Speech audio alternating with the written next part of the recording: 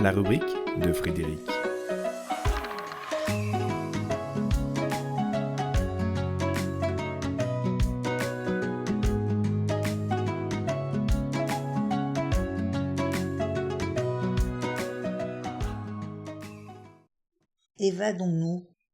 Évadons-nous, mais pas pour fuir une situation embarrassante ou contraignante. Évadons-nous de nous-mêmes, de nos préoccupations narcissiques, de nos représentations sclérosées, de nos peurs, de nos pensées envahissantes, entravantes, qui parfois prennent l'aspect de justification intelligente. Je ne fais pas ça parce que, je dis cela parce que, je suis en rogne parce que.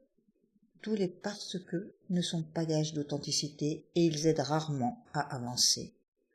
Ce sont des voiles qui en trompe-l'œil donnent à nos quotidiens des airs de « je n'y suis pour rien ». C'est la faute à l'autre, aux circonstances ou à l'extérieur. Des voiles qui ne prennent pas le vent pour aller quelque part. Évadons-nous de ces fausses compréhensions qui empêchent de goûter la liberté d'être.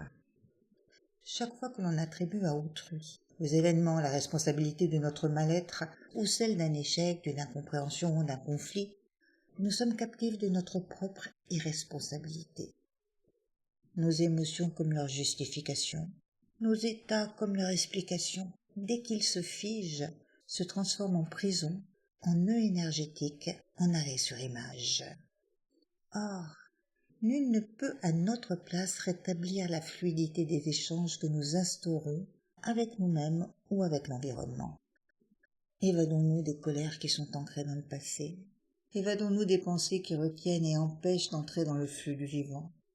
Évadons-nous de nos satisfactions qui deviennent identitaires et inhibent nos transformations. Évadons-nous de notre orgueil qui dessine de nous un portrait physique, sensible, mental et le fixe de façon immuable. Évadons-nous pour être pleinement en mouvement vers l'être que nous sommes. Les geôles sont multiples. Il y a celle des rancœurs et des rancunes, celle des compréhensions passées qui s'incrustent tant elles étaient sécurisantes, celle des définitions qui bornent nos appréhensions du monde, mais aussi celle de nos conceptions personnelles du bien, du beau, du vrai.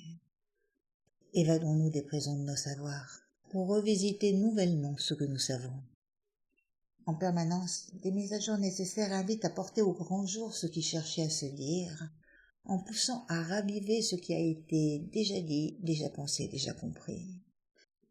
Dévoiler, revisiter, actualiser, remettre sur le tapis quotidiennement ce qui a été notre être au monde hier, pour ne pas rester scotché à une étape antérieure aux allures de futur. Pas toujours simple d'être présent dans l'accueil, l'ouverture pour décoder nos intérieurs, nos extérieurs et les mouvements qui vont de l'un à l'autre. Mais c'est en parlant une langue de découverte que nous devenons passeurs d'un essentiel qui cherche à se dire.